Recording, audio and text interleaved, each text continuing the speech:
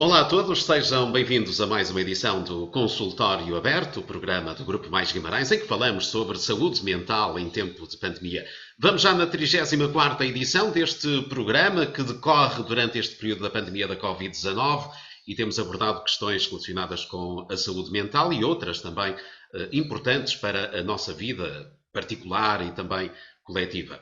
Antes de iniciarmos a conversa de hoje, nesta Sexta-feira Santa, eu vou convidá-los a subscreverem o canal do YouTube do Mais Guimarães, onde estão todos os programas, a seguirem a atividade do Mais Guimarães através das redes sociais e também a acompanharem a atualidade vimaranense em maisguimarães.pt.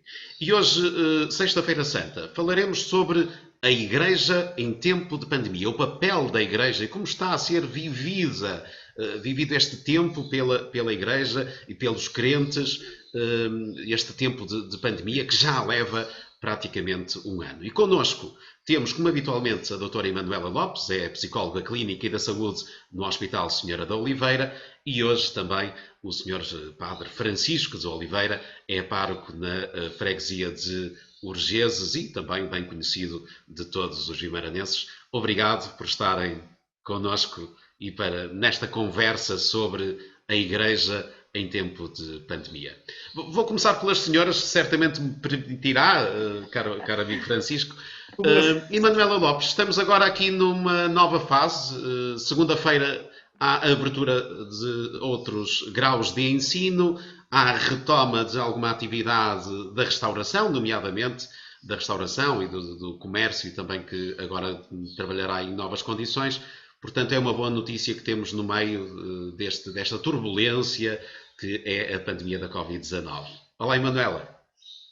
Boa noite, Eliseu. Boa noite, Sr. Padre. É um prazer tê-lo aqui conosco. E se calhar até antes de responder diretamente à sua pergunta, Eliseu, se calhar fazer o contexto do tema 2, não é? Uma ligeira alteração ao programa, sobretudo pela época que nos encontramos, a celebração da Páscoa, e estas alterações que se impõem, dado as questões pandémicas e as restrições obrigatórias e até individuais que também temos que ter. Por isso resolvemos fazer este enquadramento e achamos que aqui o Sr. Padre Francisco vem dar aqui um contributo também muito grande nesta compreensão. E por isso agradeço novamente a sua presença. Em relação ao que me questionou, pois, tudo aquilo que seja um regresso, esta palavra já começa a cansar, à normalidade, não é? É sempre uma boa notícia, é satisfatório, as pessoas estão muito ávidas de regressar, de sair, de poder de facto andar um pouco mais à vontade. Ainda há muitos receios, nós vemos um bocadinho um polo das duas coisas. Se por um lado temos pessoas muito cansadas e já um bocadinho cheias disto, um bocadinho fartas disto e quase a tirar a toalha ao chão, do género, isto continua, eu vou sair na mesma, eu vou fazer na mesma. Se por um lado temos pessoas situadas neste polo, também temos pessoas muito receosas e com muito medo e com comportamentos às vezes até mais rígidos em relação àquilo que são as restrições, as saídas, os convívios. Pronto, notamos um bocadinho alguma polarização de comportamentos neste sentido. O regresso à escola, o regresso da abertura do comércio, dos cafés. Eu vou ser muito franca, aquilo que eu vi mais em consulta foi a abertura das esplanadas, foi que as pessoas mais disseram que estavam mais ansiosas de poder se sentar e estar um pouco mais à vontade e de poder sair de casa um bocadinho com esta liberdade. Caro Francisco de Oliveira, obrigado por ter aceito este convite para estar connosco. Precisamente neste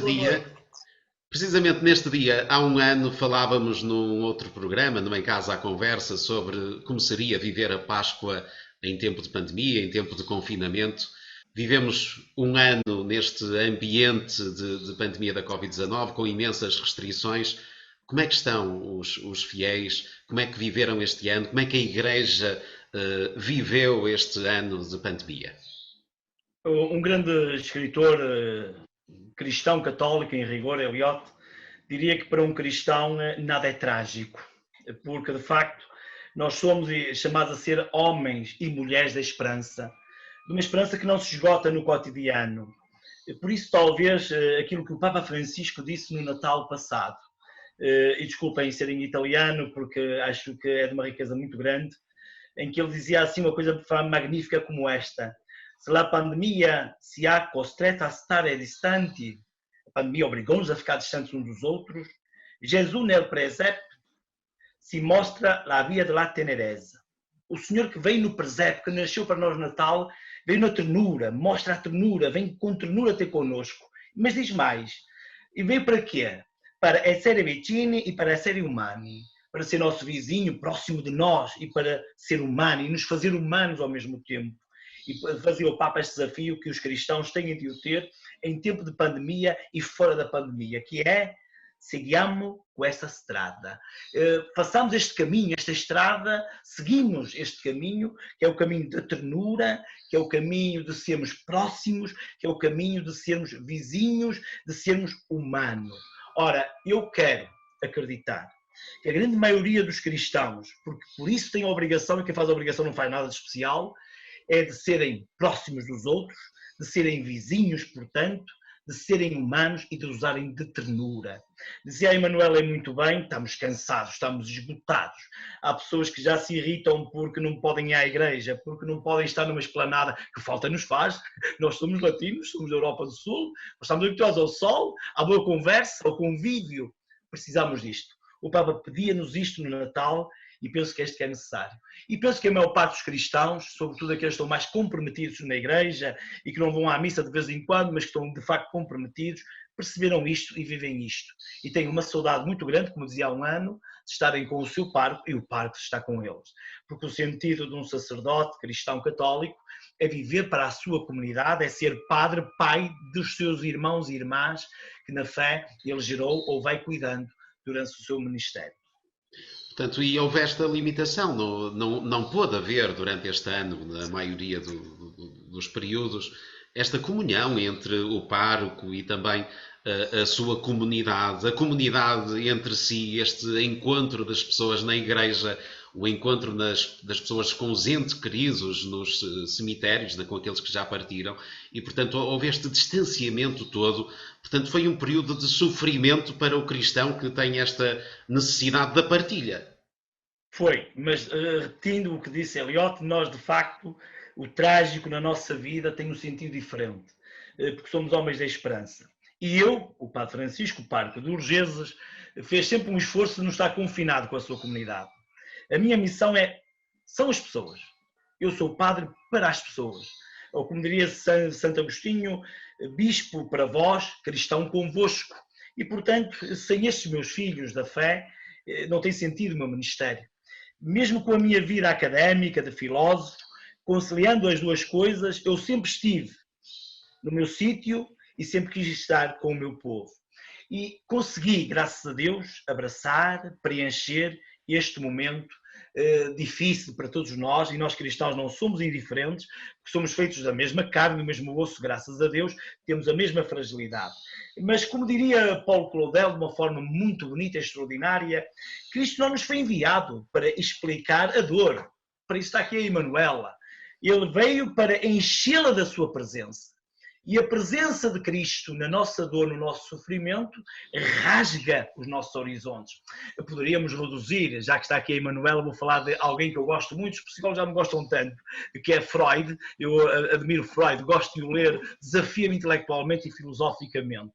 E que falava da religião como uma neurose obsessiva, coletiva ainda por cima, não é? Não. A religião pode ser uma neurose, como pode ser a política, como pode ser a arte, como pode ser o desporto, e esse conheço muito bem, e o Eliseu também o conhece, e se calhar também a Manuela também, porque temos esta paixão pelo futebol e então pelo nosso Vitória nem se fala, em que esta neurose está muitas vezes presente. Sim, há pessoas doentes nestas coisas, mas o cristão verdadeiro, o cristão sábio, não vive uma neurose, mas vive uma coletividade, não fica sozinho, e por isso o Papa Francisco nos ensinava isso mesmo. E de forma tão maravilhosa e extraordinária. A pandemia ensinou-nos muitas coisas. A pandemia leva-nos a reaprender muita coisa. E uma delas é que ninguém se salva sozinho. É que nós precisamos uns dos outros. Aqueles que se isolaram, que se fecharam os caminhos. Perderam aquela estrada que nos põe o Papa Francisco no dia de Natal. Seguiamo com esta estrada. Para seguirmos esta estrada nós temos de ter ternura. E a ternura faz-se presença do outro. Estes meios foram necessários, são necessários e vamos reaprender a utilizá-los. sem a presença do outro, sem o abraço do outro, sem cheirar o outro, nós ficamos humanizados. Nós precisamos disso para sermos homens e mulheres. Não somos bichos. O animal humano, o animal racional de Aristóteles está superado. Nós somos muito mais que a nossa racionalidade. Somos muito mais que a nossa técnica, a nossa capacidade de fazer utensílios, como faziam os instrumentos da pré-história. O humano é aquele que, diante da morte do seu irmão, do seu marido, da sua esposa, dos seus filhos, dos seus amigos, não os deixa morrer num canto. Não os deixa ficar por ali. Enterra-os. Isto humaniza-nos. Porque até dos nossos mortos cuidamos. Se cuidamos dos mortos, temos que os cuidar em vida. E a vida, em tempo de pandemia, exige essa saída, esse estar ao serviço dos outros. Ou como diria aqui o nosso bispo, uma igreja samaritana. Uma igreja que cuida das feridas, que sai da sua montata para montar o outro, seja ele cristão ou não, seja qual for a cor da sua pele, mesmo que sejas um clube diferente de futebol do meu, que é sempre muito difícil, mas a todos devemos cuidar e abraçar. É o desafio que nos é colocado. E, portanto, isto foi maravilhoso para aprendermos por aí.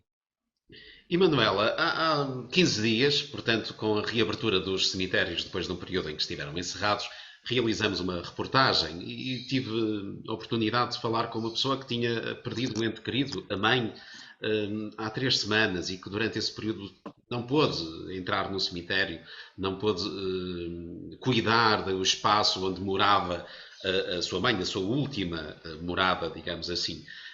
A questão da morte foi uma questão marcante durante este tempo de pandemia. Os rituais, e nós falamos deles em algumas das nossas edições, o não poderem despedir-se convenientemente em comunidade, a comunidade toda despedir-se daquela pessoa que durante a sua vida fez parte, integrou a comunidade. Portanto, este momento da despedida foi um momento marcante durante esta pandemia, as pessoas não poderem estar presentes. Como é que sentiu isso junto das pessoas com quem foi falando ao longo desta pandemia e ao longo deste ano?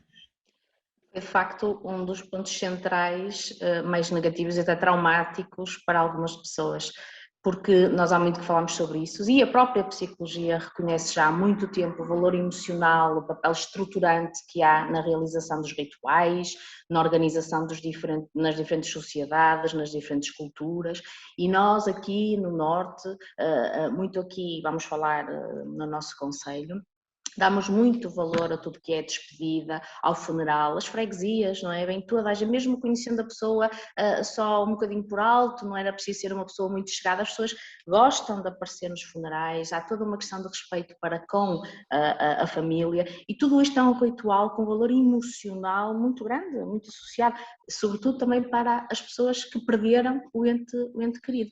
Portanto, estas ações simbólicas, o faltar isto, esta despedida que se faz de uma forma dita normal teve consequências complicadas em algumas pessoas. Eu sigo algumas pessoas na consulta que isso aconteceu, durante até o seguimento na consulta, não foi propriamente o motivo do exemplo que eu vou dar, que estava a ser seguida. E na altura então que faleceu também a mãe, os rituais foram feitos de uma forma quase automáticos, não é? Em que sai do hospital e vai direta quase para o cemitério. E, entretanto, com a abertura do cemitério, começou a missa do simbolismo de não sei quanto tempo do funeral e tudo isto reativou tudo aquilo que estava associado ao luto. Então esta mulher estava-me pior, aparece-me à consulta pior.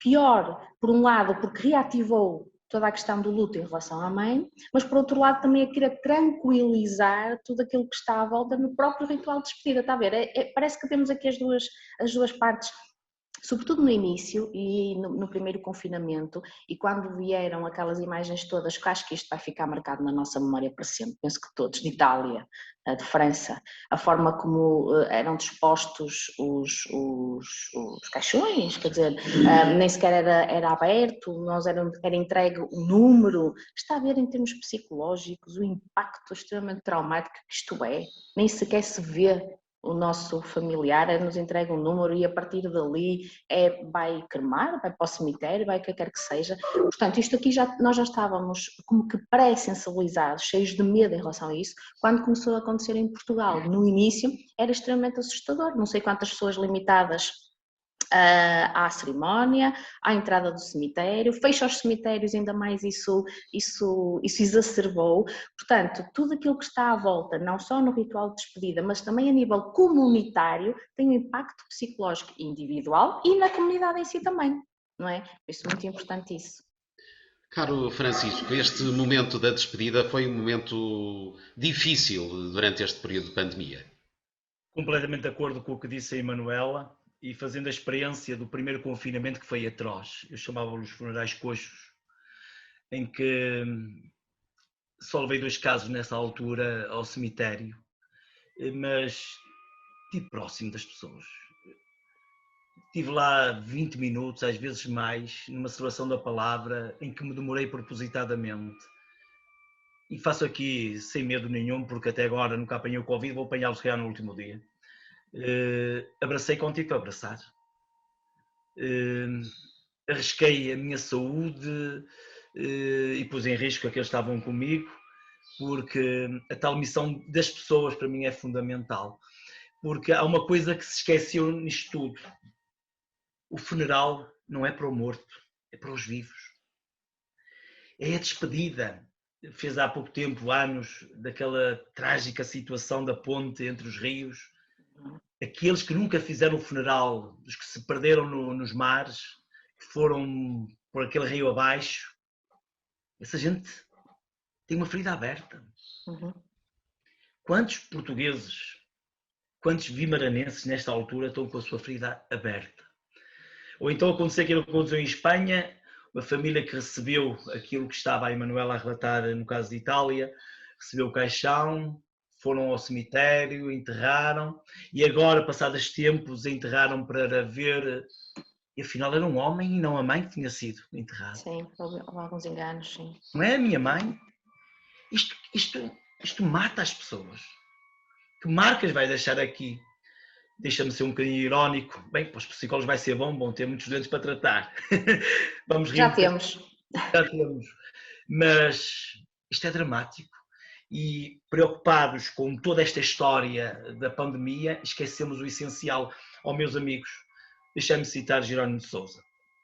Nos 100 anos do PCP, numa entrevista numa das nossas televisões, disse uma coisa magnífica. Nós temos tanto medo de morrer que nos esquecemos de viver.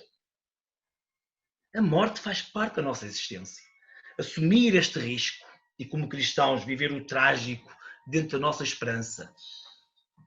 Qual é o nosso problema? Nós estamos convencidos que nunca vamos morrer, que nunca vamos sofrer? Sim, esta sociedade consumista capitalista levou-nos a pensar assim. Este capitalismo desenfreado, em que tudo é gozo e contentamento, levou-nos a pensar assim. Mas é bom que não esquecêssemos que, de facto, as pessoas têm de estar no centro. Eu, como sacerdote, a Emanuela, como psicóloga, como professor de filosofia, com todos aqueles com quem trabalho na minha vida académica, como vimaranense, com os meus amigos, como família. Isso para mim é o mais importante. E por isso, neste ano, nunca deixei, quando vi alguém tão destroçado, de abraçar, de falar e de estar presente. E no primeiro confinamento irritou-me imenso quando a igreja disse: não podeis celebrar a Eucaristia. Eu dizia assim ao meu povo, naqueles funerais coxos: eu estou aqui convosco 20 minutos, meia hora. Eu posso celebrar a Eucaristia. Porque para o cristão esta Eucaristia de sufrágio é muito importante. É muito importante, não é um mero ritual, é um encontro com Jesus. O cristão conhece Cristo, não nos livros, não nas palestras, mas na liturgia da igreja, nestes rituais, nestas liturgias que nos fazem crescer na fé. E, portanto, de facto, é uma das coisas mais dolorosas que vou guardar da pandemia. Olhar para o rosto daqueles homens e mulheres, novos e velhos, e as palavras serem tão poucas, mas a presença ser tanta e tão importante. E, portanto, é aquilo que mais me custa falar neste momento é dos funerais. Dos funerais. Muito. Foi muito doloroso. A morte faz parte da vida. Morre-se, mas custou muito ver aquela gente ainda levantada e que não pôde visitar o doente no hospital e que não pôde fazer um velório. Eu, quando pude, imediatamente, sem velórios, mas 1 hora antes, entra a família na igreja, levantam porque não tem pandemia, porque não está vítima de Covid-19, levanta o caixão e as pessoas agarram-se, choram. Precisamos disso, valha-me Deus, senão daqui a um bocado temos mais esses para enterrar. E enterrar enquanto caminho, parece Walking Dead, não é? São caminhantes mortos que andam aqui connosco. Eu quero esta gente ressuscitada, o luto é para ser superado, o luto não é o preço. Uma atitude de aceitação, de assimilação daquele momento, para voltarmos a estar levantados. É muito bom. E Manuela, a questão do luto certamente é uma das questões que mais abordará em consulta. Portanto, a necessidade das pessoas de fazerem uma despedida conveniente, completa, diria, dos seus entes queridos que a partir daquela altura deixarão de lhes fazer companhia, de estar presentes nas suas vidas. Portanto, este luto manco, pegando aqui numa expressão do Padre Francisco, é algo que vai deixar aqui sequelas para o futuro. Pois depende um bocadinho como depois nós superamos, como estava a dizer o Padre Francisco, por aí. Não todas as pessoas que passaram por uma situação dessas vão ficar todas traumatizadas ou depressivas ou com perturbação de stress pós-traumático, nada disso. Que vai deixar marcas de uma cicatriz, se calhar um bocadinho mal fechada, se calhar, não é? Para sempre. Porque de facto, quando falámos sobre quem perdi naquela altura, lembro-me também como é que foi exatamente esse ritual, essa despedida que não vi, que não estive presente. Isto é muito complicado, chora-se muito isso ainda, mesmo já tendo passado algum tempo, não só a perda, mas esse aspecto também. E é muito importante o que disse o Padre Francisco também, muitas vezes os últimos momentos, sobretudo quando pessoas que foram hospitalizadas e nem aí tiveram lá 15 dias e eu não vi uma única vez. Portanto, já até é prévio. Portanto, tem este todo impacto psicológico que pesa depois, de facto, na elaboração do luto. É de facto importante. E depois aqui depende um bocadinho das pessoas, depende um bocadinho da vida, depende um bocadinho de todas as práticas religiosas e espirituais também, porque isso, na consulta nós trabalhamos isso, não tem tanto a ver com a religião em si, de sermos mais católicos, mesmo menos católicos, somos predominantemente, mas há pessoas que não são, portanto não será por aí, mas toda a questão das práticas religiosas, espirituais, tem um efeito tão positivo na saúde, é consensual, é conhecido, há muitos estudos, regulam... As questões humanas, a nossa humanidade, seja religiosa, seja o que for, é a nossa humanidade. Isso. Então, não na nossa animalidade, somos humanos. Isso, e a fé, depois eu digo muitas vezes isso em consulta, a fé é extremamente protetora, mesmo a nível físico, promove muita coerência entre aquilo que são as ondas cerebrais, o funcionamento do nosso cérebro, o ritmo cardíaco, fortalece o nosso humor, a nossa imunidade, portanto, estamos mais propensos a ficar mais doentes ou não é? Quando estamos um bocadinho melhor, e estas questões funcionam também como um consolo, quase como um amortecedor em termos emocionais, o que é muito importante também nós potenciarmos aquilo que a pessoa tem dentro dela. E nestas questões do luto, nestas questões da pandemia, de nos sentirmos mais sozinhos, de não podermos estar com os nossos familiares, de não poder ao domingo ir ver os jogos do Vitória, de não poder ir tomar um café não sei onde, tudo isto tem um impacto mais forte, menos forte, em que muitas vezes todas estas questões ligadas com a espiritualidade, com a religião, é muito benéfico. Isso não há dúvidas nenhuma. Saíram muitos estudos agora na pandemia relacionados precisamente com estas questões, até haver coração, não é? As pessoas rezarem e à maneira delas, questões da espiritualidade, e uma grande percentagem das pessoas que entraram neste estudo ultrapassa os 70%, não é?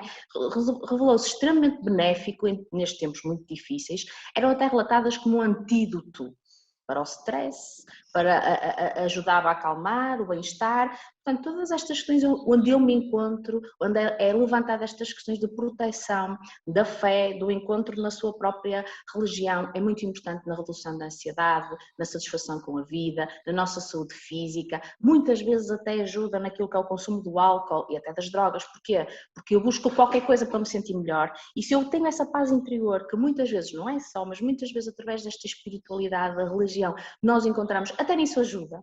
Não é? Portanto, muitas vezes é como digo, até nós nas consultas e na parte da saúde, não é só na questão da psicologia, mesmo na parte médica também, estas questões são abordadas, são potencializadas porque têm um efeito muito importante, concretamente em relação ao luto também.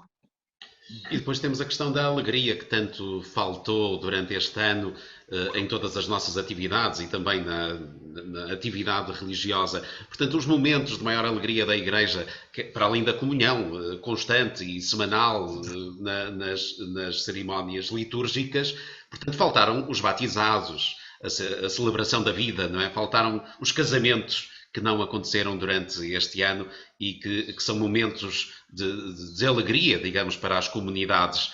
Como é que foi estar um ano sem casamentos, com pouquíssimos batizados, com esses momentos que tanta falta fazem à Igreja e às Eu pessoas? fiz uns 3, 4 casamentos. Tive alguns batizados na paróquia 30 e qualquer coisa, sempre que foi possível celebramos as coisas. Agora, o que é alegria? O que é alegria? Nós às vezes confundimos alegria com felicidade. A ditadura da felicidade está aí, não é? Se alguém estiver naquele cantinho ali 5 minutos muito pensativo, estás doente? Estás triste? Morreu-te alguém? Não, só estou a pensar na minha vida, não é? Portanto, esta ditadura da felicidade é tramada. A alegria passa pelo sorriso e pela lágrima. E aqui o cristianismo tem uma abertura total. Se o Eliot fala do trágico, Wittgenstein talvez tenha sido até a influência ou a presença no escritor, diz isto de uma forma muito mais bonita, diz ele que para um homem verdadeiramente religioso nada é trágico. Portanto, vou continuar assim nesta questão da tragédia, para que a tragédia e o drama sejam superados de uma forma diferente. É que o cristão é chamado, de facto, a ser alegre, a ser testemunha desta alegria quando há lágrimas e quando há sorrisos. E é isto que eu, como sacerdote, procuro fazer no meio do meu povo. E por isso recusei-me a seguir certas medidas da GS como pai daqueles meus filhos. E num funeral, dispor-me, além do funeral, a dizer que contem comigo. Chamem-me se for preciso. Venham ter comigo. Marcamos uma hora, conversamos. Porque os sacerdotes às vezes reduziram o sacramento da reconciliação, a confissão, àqueles 5 minutos em que ouvimos uma série de pecados. Não, a confissão é sobretudo uma logoterapia. É uma palavra que cuida, que ouve, que escuta, que partilha, que fala, mas sobretudo que escuta, que acolhe. E quando nós fazemos isso, conseguimos nas lágrimas transmitir alegria às pessoas. Conseguimos nas nossas lágrimas transmitir alegria às pessoas. Conseguimos na dor dos outros fazer surgir sementes de vida nova, mas uma vida nova que assume a fragilidade humana. E, portanto, aquilo que de facto nós gostaríamos era de regressar à normalidade que tínhamos antes da pandemia. Eu não gosto da expressão nova normalidade, cheira-me a ditadura.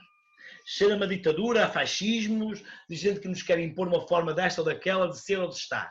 Não. Eu quero ser de novo humano. Humano de proximidade, de junto, de estar com as pessoas, de rir e chorar com elas. É isso que eu quero fazer na minha vida. Agora, nós precisamos de facto, nós necessitamos de facto de ter o sentido da festa. A festa de contentamento, a festa da felicidade, a festa de beber um copo a mais, a festa de pular no estádio Vitória porque o Vitória fez um golo e nos abraçamos e beijamos e o vizinho de cima e o de baixo. Precisamos disso. Precisamos disso como o sol que nos aquece. Se precisamos. E essa alegria ou essa felicidade, de facto, ausentou-se nestes dias. Mas, Emanuel, isso é uma coisa muito importante. Tem a ver com o caráter, tem a ver com a psicologia de cada pessoa, da formação, e além do que disse Eliot ou Wittgenstein, nem todos vão ficar com marcas da derrota, da destruição neste momento. Nós sabemos que há pessoas com uma constituição mais frágil, não fisicamente, mas psicologicamente. Há pessoas que precisam de mais apoio, outras que precisam de menos, e aqui vou pegar numa expressão bonita do Papa João Paulo II, que aceitou da teologia da libertação da América Latina, opção preferencial pelos mais pobres, pelos mais doentes, pelos mais débeis, pelos mais frágeis. E, portanto, os fortes, ótimo. E nós que somos mais fortes, temos que aprender com São Paulo. Faz-te fraco com os fracos, para os fazeres fortes como tu. não é? Não é para pôr por baixo, é para levantar. Não é uma caridadezinha, é uma caridade a sério, de entrega de comunhão com os outros. Se assim acontecer, Eliseu e Manuela, eu estou convencido que a alegria há de regressar e com sorrisos, e com contentamento. E quando vier de novo a dor e a tristeza que ela está aí sempre a espreitar, na hora em que menos esperamos, essa mesma alegria há de continuar. Portanto, e talvez esta seja a melhor altura para lançarmos este desafio das pessoas tentarem encontrar alguma felicidade nestes dias em que se celebra a Páscoa. Uma mensagem para quem nos estiver a ver para esta Páscoa, caro Francisco. Eliseu, deixe-me antes do Sr. Padre responder muito rápido, eu só gostava de fazer aqui só um comentário e acho que foi muito positivo o facto da Igreja, e a Igreja, a religião, mas se terem também reinventado, porque o facto de terem transmitido, por exemplo, ter feito as missas online, e isto tudo, as pessoas redefiniram-se muito nisto e acho que houve um sinal de um envolvimento também comunitário, que eu acho que também foi muito importante, portanto as pessoas também, foi uma coisa nova, mesmo até para os mais velhos, que não usavam muito os computadores e os telemóveis e estas Manuela, eu detesto as redes sociais, estou nas redes sociais, eu fico usado na minha faculdade, então doutor, como é? Já tenho Facebook, teve que ser. Precisamente. Muito importante isto também, não é? E é um aspecto positivo, mesmo relacionado com estas questões da religião, da espiritualidade, muito, muito grande. Tornou-nos também mais resilientes nestes tempos difíceis. Eu acho que isto foi um aspecto muito positivo e que realmente também estiveram muito bem e muito próximo das pessoas, que acabaram por todos nos reinventar, e a parte da religião também. Eu só queria fazer esta parte porque eu achei isso muito importante, mesmo nas pessoas. Aliás, nós vemos isso, volta e meia, está a dar em direto, está a dar não sei onde, a paróquia daqui, a paróquia, espetacular, eu acho isso excelente e foi muito importante para as pessoas, em termos daquilo, pelo menos da nossa comunidade em particular. E desculpa interromper a sua questão. Completando esta ideia da Emanuela, o Papa Francisco, perante esta panóplia de transmissão de coisas, dizia-nos uma coisa que é muito importante. As celebrações litúrgicas não são para assistir, são para ser participadas. Portanto, porque há pessoas que se vão habituar, Sr. Padre, vai transmitir a missinha? Não. Acabou, é aqui. Por acaso, na Vigília Pascal, porque temos aqui uma dinâmica na cidade, a Vigília Pascal vai ser transmitida de urgências no Facebook do Arciprestado. Porém, de facto, foi uma inovação maravilhosa, aprendemos todos com isto, podemos fazer coisas maravilhosas com isto, mas vamos continuar a ser próximos, vamos ter proximidade, sempre que possível. Quando não for, usamos estes meios. Ótimo. Pois claro, pois claro. E então a mensagem para as pessoas que nos estejam a ver nesta altura para esta Páscoa, para encontrarem aqui alguma alegria e algum conforto? Vou falar como sacerdote, só que a filosofia é alguém que me acompanha sempre. E vou pegar num filósofo português, heterodoxo, um cristão, não é um cristão gnóstico, é um cristão em busca, Agostinho da Silva, que dizia: acreditar num Deus provado é como acreditar na tabuada. Olha, eu não acredito na tabuada, eu faço a tabuada. Deus não é para se provar, Deus é para se viver. Que este Deus vivido, manifestado em nós, este Deus que veio ao mundo e que no mundo se fez um de nós, para que nós sejamos como Ele, nos desafia de facto nesta Páscoa a transformar por dentro as nossas entranhas, o nosso coração, a nossa mente, o nosso olhar, e que este tempo de pandemia tenha servido para redescobrir no outro a presença mais bela de Jesus Cristo, muito mais bela que nos sacrários. Porque cada homem e cada mulher, seja bem vestido ou mal vestido, esteja cheiroso ou mal cheiroso, esteja saudável ou doente, é o meu irmão. E, como cristãos, somos chamados a viver essa caridade permanente, não uma caridadezinha de quem tapa buraquinhos, mas de quem se dá ao outro, de quem serve o outro.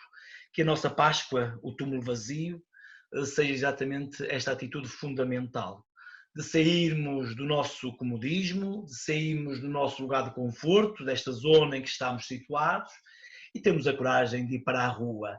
Não sairemos em compasso, mas saímos para a rua todos os dias, e que nesse encontro, na rua, quando passamos aqui na cidade, que é tão complicado ouvir dizer bom dia, boa tarde, que quando vamos a um café, que quando vamos a uma loja, tenhamos simpatia. Se nos dizem não, percebemos, podemos não ter gostado, mas não precisamos zangar, possamos reaprender e que possamos, sobretudo, humanizar os nossos sentimentos, as nossas atitudes. Que a pandemia não tenha sido em vão, mas que tenha sido uma escola de humanização melhor para cada um de nós. Uma santa e boa Páscoa para todos. E Manuela Lopes, que mensagem pode deixar a quem nos está a ver nesta noite? Eu ainda estou a digerir as palavras do Sr. Padre, que acabou com uma frase maravilhosa, e isto realmente, independentemente de religiões, eu acho que isto tem uma profundidade que eu acho que isto é tão importante, sobretudo para não nos sentirmos sós, não é? Num tempo tão complicado que a pandemia acabou por provocar e teve que ser este isolamento social, mas de facto acho que quando nós procuramos isto dentro de nós e conseguimos de facto depois transpor para fora, pode ter efeitos muito positivos na nossa saúde física e na nossa saúde psicológica. Eliseu, o que é que me perguntou que eu ainda estava a assimilar? Era para deixar uma mensagem quem nos estiver a ver para estes dias de Páscoa, normalmente dias de maior alegria. De maior alegria, de uma celebração muito própria. As pessoas vivem também muito a Páscoa, o Natal, a Páscoa está muito presente intrinsecamente nas pessoas, portanto a principal mensagem, dando só um bocadinho de continuidade ao que o Sr. Padre acabou de dizer, é importante que as pessoas celebrem também, de uma forma diferente, mas celebrem também. Eu acho que isto faz parte e dá-nos a sensação de bem-estar e de estarmos alinhados com aquilo que é a nossa comunidade, com aquilo que é a nossa espiritualidade, que é a nossa religião. Portanto, o que eu desejo a todos é que de facto de uma forma muito serena e cumprindo cumprindo as indicações que nos são de facto impostas e que é importante, porque estamos numa fase muito importante naquilo que é o combate à pandemia, os números estão a descer, estamos numa fase positiva e vamos continuar assim até termos a nossa imunidade de grupo e depois então, daqui a um ano, podemos estar a falar de uma forma diferente e a estar a falar nestas coisas no passado. Por isso eu desejo a todos também uma Santa Páscoa e dentro daquilo que é uma tranquilidade interna. Muito obrigado, Manuela Lopes. Obrigado, caro Padre Francisco de Oliveira. Foi um gosto tê-lo neste programa.